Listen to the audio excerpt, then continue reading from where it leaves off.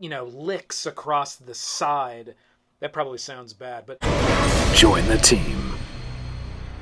Licks across. Hey team, this is McGuire Review, and we're going to be taking a look today at another series from Wizkids. This is the Pathfinder Battles Premium Sculpt. So Wizkids also does all the Pathfinder sculpts as well. Not all of them, but Wizkids has a full line of Pathfinder sculpts. And this is the premium line. So much like we took a look at the Dungeons & Dragons premium line sculpts, this is the Paizo Pathfinder premium line sculpts as well. So you'll see a series here that they have recently released. You're going to be able to see each one of these on the up-close miniature cam. The bear is going to be working for us. And I will do each one individually because we only have a few of them today versus a lot of sculpts. Generally, when we have a lot of sculpts, we'll put a few of them at a time there on the miniature cam. That way you can kind of compare them and contrast them against one another.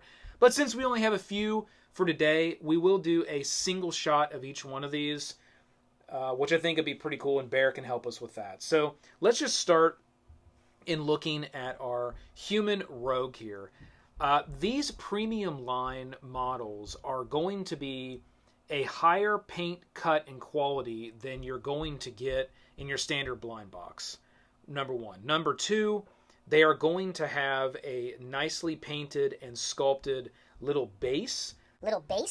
That each one of them come with as well. That is generally going to just be rock or stone of some form. However, they do come with a separate black circular standard 1-inch base, which then you would glue that to. And again, this adds a little bit more to the hobbyist feel. Let's say you don't really want to paint your miniature, or you're just not into painting. You just want a cool miniature and sculpt to represent your character. This is your answer. It's going with the premium painted line of their sculpts. It's going to be much better than your standard blind box sculpt pool. It's going to have a deeper level of sculpting. It's going to have a better level of sculpting generally for the premium lines, as well as a better, more richer paint job that's going to be on these premium lines. So it's really the way to go if you're not into doing the painting. However, if you still want to take a little bit of a hobbyist approach, which is very simple, you can glue this on this base really anywhere you want. You don't have to put it right in the center. You can put it off to the side. You can then add yourself a little stick or a rock or some little grass spurts, or whatever you want to put here on the side. That's kind of offset from where you've glued it, which is very simple. I mean, you literally can go outside and grab some sticks and some rocks and whatever you want and put some super glue and sprinkle it on or put it on. You don't even have to hit it with paint if you don't want to do anything with paint, and it will look even more realistic and will add a little bit more flair to your miniature. It'll look really cool. So that's what you can do from a hobbyist perspective. If you're not into the painting, but you still want to do a little something, this is what this line really offers.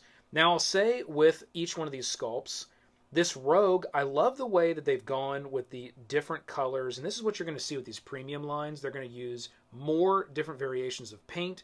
It's going to be thicker. It's going to appear smoother. It's going to have better finishes, and you can see all that here right out of the package with this human rogue. That is one thing that's coming out pretty strong for me across this entire line, is their ability to use really, really good color contrasts on these sculpts that really make them look good and pop on the table.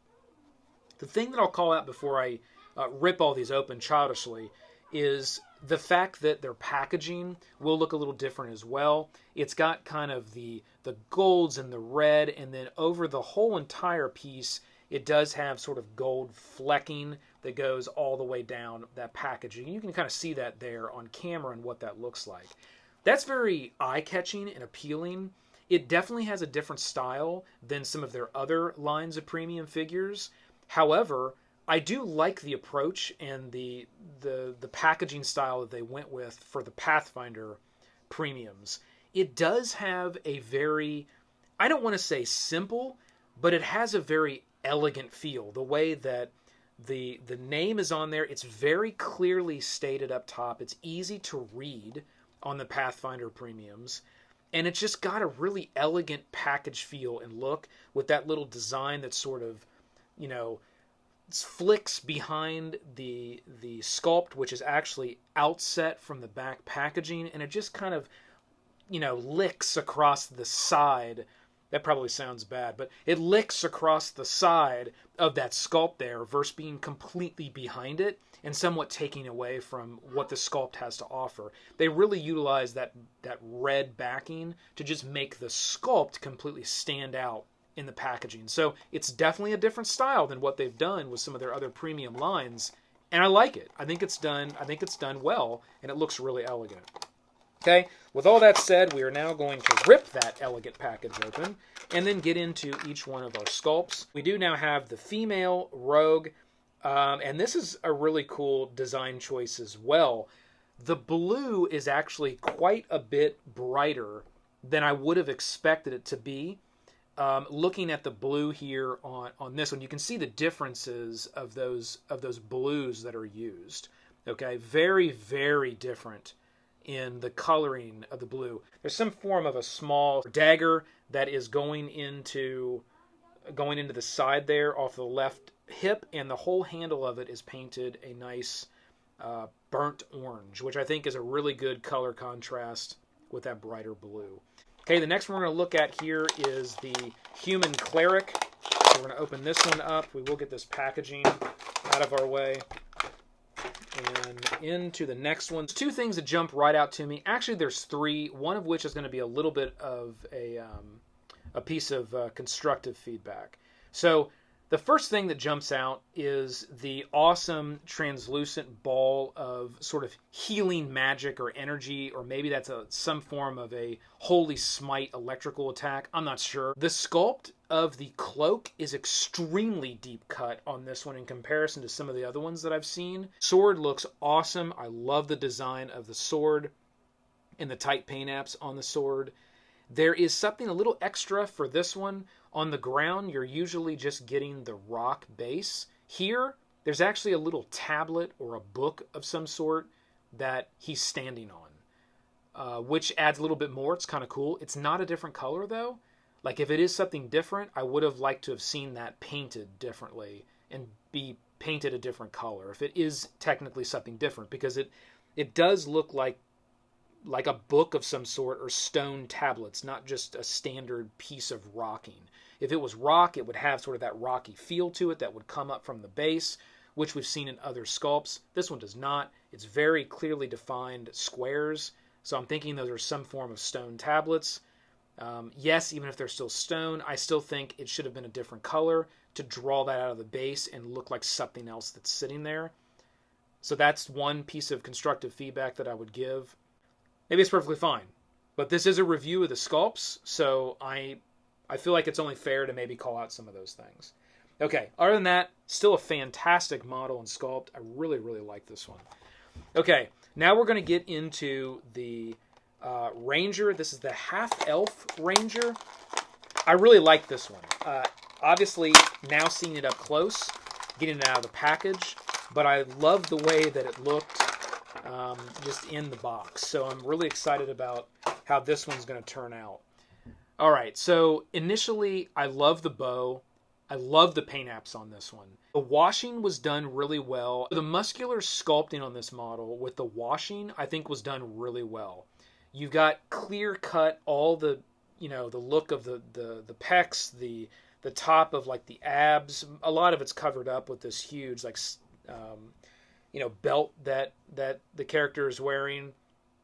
However, there's some battle scarring. It's all sculpted in really nice, and that looks really good. Also love the fact that the bow is actually, these are big skull sculpts from like maybe, some type of beast. I mean, I'm not sure exactly what that's supposed to be, but it's some type of beast. It's an elongated skull that's on either side of that bow. It's the attention to detail on these sculpts that I think really jump out, that you wouldn't expect to be there. They could have easily done the inside of this sculpt, this inside of the sculpt's cloak, with just a light brown or a dark brown.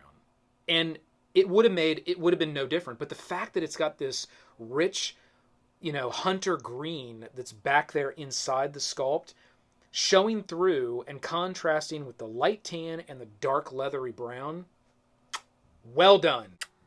That looks so good. I love this one. That one may be my favorite so far. Now getting down to the end here, And again, I know there's just a few sculpts, but I like to take the time to go through each one of them and really talk it through. And really give a good critical eye to what you're getting here, to make sure that you are getting the value in these premium model sculpts. And I would say, so far from everything that I've seen, you absolutely are. This is another elf, the elf fighter, and it has got a nice long sword. They've used some metallic paint on this sword. Well done. They didn't do that on some of the other ones, like this one right here. I don't know, did they? Does this one have the metallic fleck? This one's got a little more fleck to it, it feels like, than this one does. They really went one step, I think, further in adding sort of that glittery fleck to the metal that's on this sword. Well done. That looks really good. The light green on this cloak contrasts, I think, pretty well with the darker green. This one, to me, has a very, very woodland elf feel. Love the shoulder pads. I'm trying to see, you know, it looks like they're probably made from something, you know, from the wilderness. They got kind of a flick to their edges as they kind of come off the shoulder.